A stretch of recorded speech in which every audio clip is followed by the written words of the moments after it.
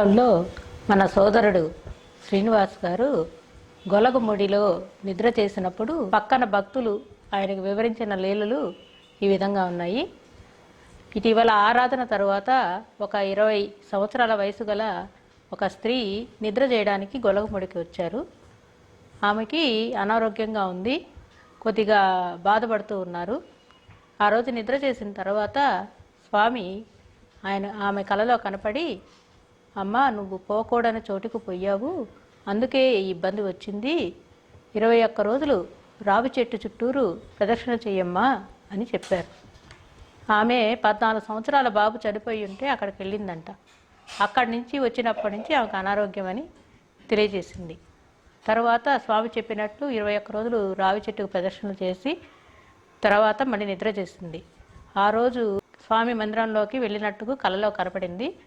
స్వామి మందిరంలోకి వెళ్ళేటప్పుడు 14 సంవత్సరాల బాబుని చేతిలో చెయ్యేసుకొని లోపలికి వెళ్ళిందంట. తిరిగి వచ్చేటప్పటికి ఆమె పక్కన బాబు లేడు, ఆమె ఒక్కటే ఉన్నదన్నమాట. అప్పుడు పూజారి, అమ్మ ఆ 14 సంవత్సరాల బాబు మంచివాడు కాదు, అందుకని స్వామి ఆయన్ని ఖైదు చేశారు అని చెప్పాడంట. అప్పటి నుంచి ఆమె ఆరోగ్యం మెరుగుపడి ఆరోగ్యవంతురాలై ఇప్పుడు స్వామి సేవలో లీనమై తన జీవితాన్ని ఆనందంగా గడుపుకుంటున్నారు.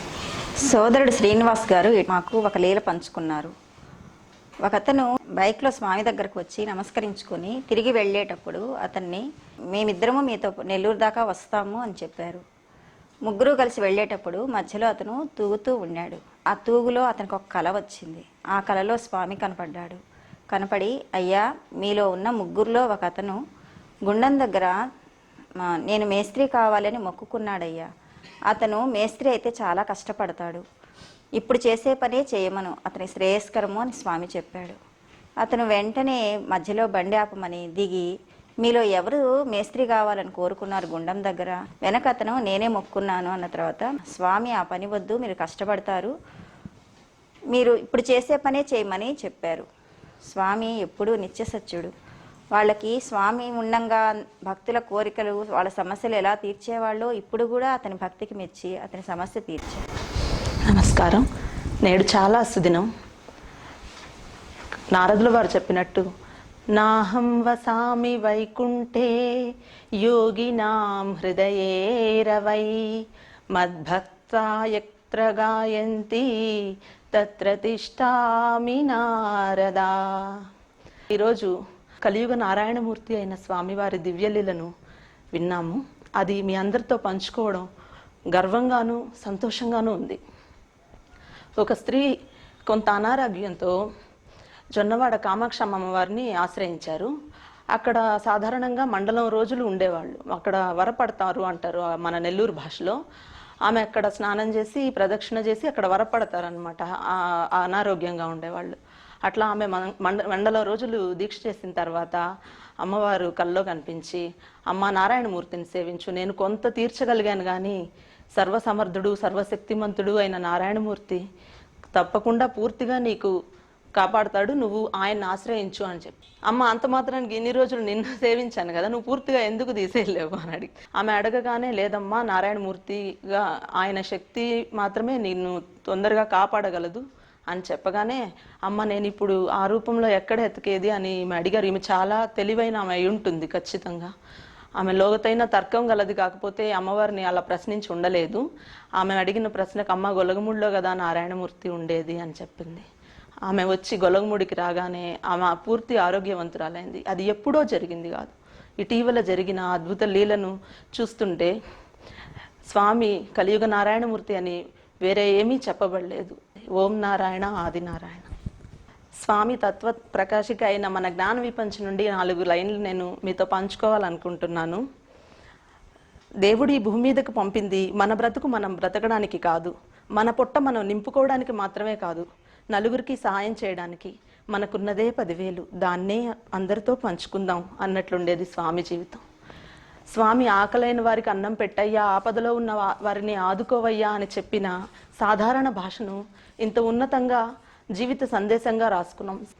అదేవిధంగా స్వామి ఎప్పుడూ ఎంతో శ్రమజీవనం చేశారు. స్వామి దేహంలో ఓపిక మిగిలినంత వరకు నిత్య సంచారిగానే కనిపిస్తాడు, శ్రమిస్తూ కనిపిస్తాడు. ఆయన చేసిన శ్రమ సామాన్యుల ఊహకు అందదు, అంత కష్టం చేశారు. చేతిలో చిల్లి గవ్వ లేకపోయినా, పై పూటకు భోజనం, తలదాచుకునే నీడెక్కడో తెలియకపోయినా ఆయన తలపెట్టిన పని ఆగదు. దీన్ని భావిస్తే మనకిలా తోస్తుంది. నాది ప్రజలకు, సకల జీవులకు మేలు చేసే ఉద్యమం. ఎవరు నచ్చినా మెచ్చినా, నచ్చకపోయినా మెచ్చకపోయినా క్షణమైనా ఆపబోను. అన్ని జీవులు జీవన సాఫల్యం పొందే వరకు అది అలా కొనసాగాల్సిందే. స్వామి తత్వంలో, స్వామి అనే గంగా ప్రవాహంలో ప్రవహించే మా అందరికీ స్వామి అండ లభించుగాక. మీరందరూ ఆశీర్వదించండి. నమస్తే. స్వామి గొప్ప హాస్యప్రియుడు కూడా. అందుకనే మన స్వామి సచ్చరిత్రలో స్వామి హాస్యప్రియత్వాన్ని, అయితే ఆయన చాలా సీరియస్గా కనిపిస్తారు, గొప్పగా జోక్ చేయగలడు. అట్లాగే భక్తుల అంతరంగాలను పరమాద్భుతంగా ఆవిష్కరించగలడు.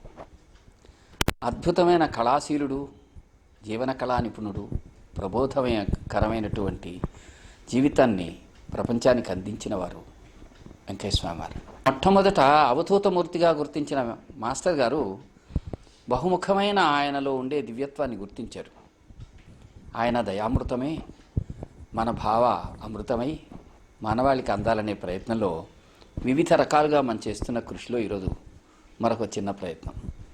తనను చూపించడానికి ఇష్టపడిన సోదరుడు ఇప్పుడు తన అనుభవాన్ని, ముఖ్యంగా వేలి ముద్రలు స్వామి వేసి ఇచ్చేవారు.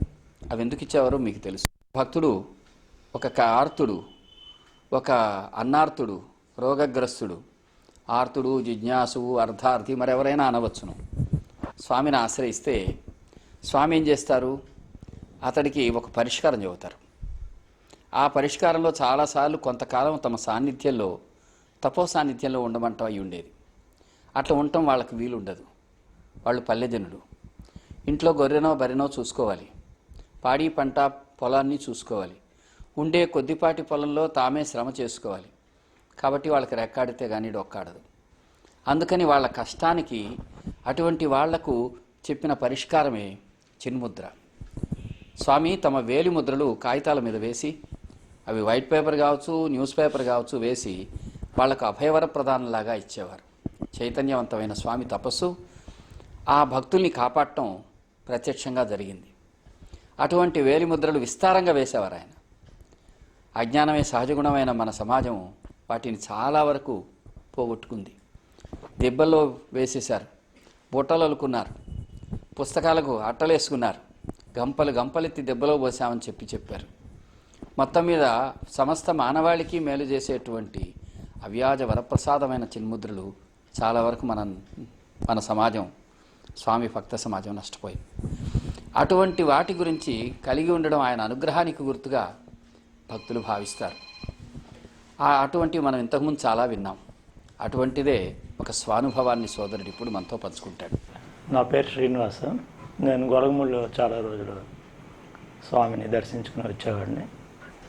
అప్పుడు జరిగిన ఒక చిన్న 2 లీలలు చెప్తాను. అప్పుడు మొదటిదే, నాకు చాలామంది చెప్పారు వేలిముద్రలు, స్వామి వేలిముద్రలు ఉంటే చాలా మంచిది అని.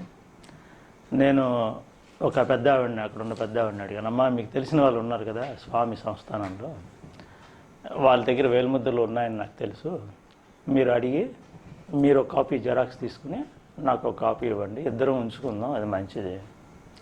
ఆవిడ అంది, శ్రీనివాసు రేపు నేను అడుగుతాను ఆయన్ని అని వెళ్ళిపోయింది ఆవిడ. మొన్నాడు 8 గంటలకి ఆవిడ నా దగ్గరికి వచ్చింది. వచ్చి, శ్రీనివాసు రాత్రి స్వామి ఒకటి చెప్పారు కల్లో కనిపించి. ఏం చెప్పారమ్మా అంటే, అమ్మ నీకు సొంతలు లేదు, నువ్వు తిరుగుతున్నావు, నీ కూతుర్లు ఇంట్లో ఉంటున్నావు, నీకు చెప్పిన శ్రీనివాసు దేశదిమ్మర్లా తిరుగుతున్నాడు, సొంత ఊరు ఇల్లు వాడలేదు, మీకెందుకమ్మా నా వేలిముద్రలు అంటే దాని అర్థం వేలిముద్రలు ఎక్కడ ఉంటే అది నిత్యం సాంబ్రానికి అడ్డీనే వెలిగించాలన్నమాట, పూజ చేయాలి, మీ ఇద్దరికి ఇల్లు లేదు కదా మీకెందుకమ్మా అని చెప్పడం అనమాట. అది అంతే. మీరు చెప్పండి. ఇంకొక సంఘటన అంటే స్వామి సర్వాంతర్యామి అని చెప్పడానికి అనమాట. 2వ సంఘటన ఇది మా స్నేహితుడు చెప్పాడు ఈ సంఘటన. ఆయన గుండం దగ్గర ప్రదక్షిణాలు చేశారంట, 12, 13 చేసి, ఎవరు చూసారులే ఇవన్నీ, నేను 12 చేశాను, 14 చేశాను అని చెప్పి ఇంటికి వెళ్ళిపోయాడంట. ఆ రోజుకి ఇంటికి వెళ్ళిపోయి పడుకున్నాడంట. పడుకున్నప్పుడు స్వామి కళ్ళలో వచ్చాడంట. వచ్చి 3 చూపించాడంట. ఇదిగోటయ్యా వీళ్ళు 3 రాస్తున్నారు లెక్క, ఒకడు గుండం దగ్గర ఏం చేస్తున్నారో ఆ లెక్క రాస్తాడు. వీళ్ళిద్దరూ 14 లోకాల్లో ఏం జరుగుతుందో ఆ లెక్క అంతా రాస్తారు. అయ్యా నువ్వు నిన్న 11 ప్రదర్శనలు చేసి వెళ్ళిపోతే ఎవరికి తెలియదయ్యా అని చెప్పి స్వామి మాయమైపోయాడు.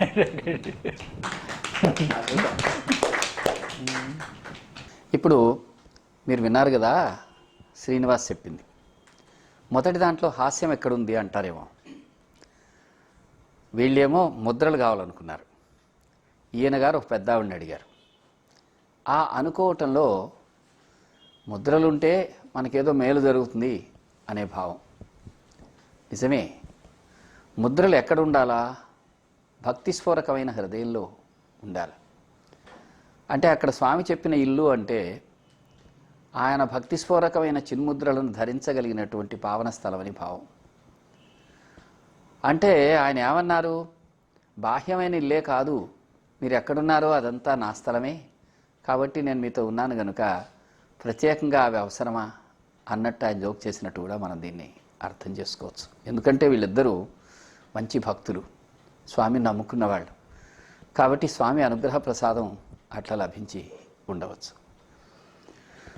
అట్లాగే ఇంకొక విషయం, మనలో చాలామందికి మనం చేసే ఆంతరంగికమైనటువంటి పొరపాట్లు ఎవరికి తెలుసులే, భగవంతుడు వినబోయాడా అని అనుకుంటూ ఉంటాం.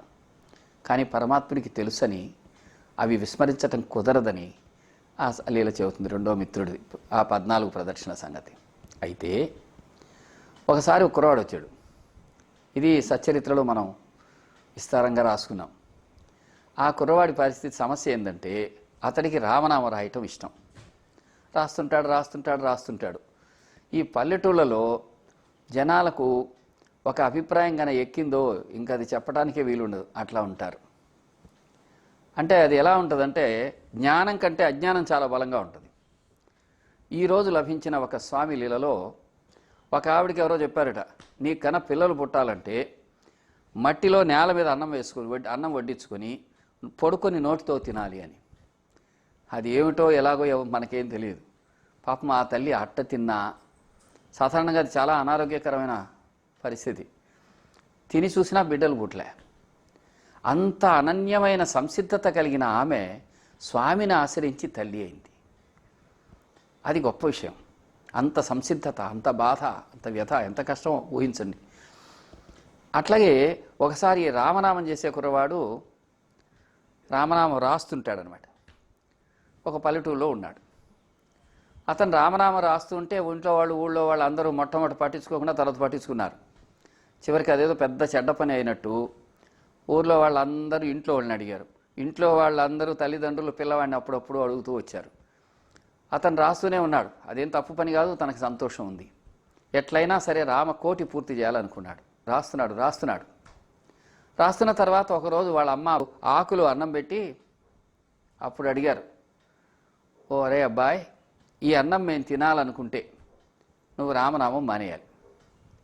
రామనామం నువ్వు రాసుకుంటా అంటే మేము ఈరోజు నుంచి ఇంక అన్నం తిన్నాం. బ్రహ్మాస్త్ర ప్రయోగం అనమాట. తల్లిదండ్రులని అన్నం తినొద్దంటాడా? రామనామం రాస్తారా? నువ్వు ఇట్లాగే చేసి ఏదో భక్తుడు అయిపోతే సంసారం వివాహం చేసుకోకపోతే నీ జీవితం ఇలా అయిపోతే మాకు కాదురా, మాకు ఇష్టం లేదన్నారు.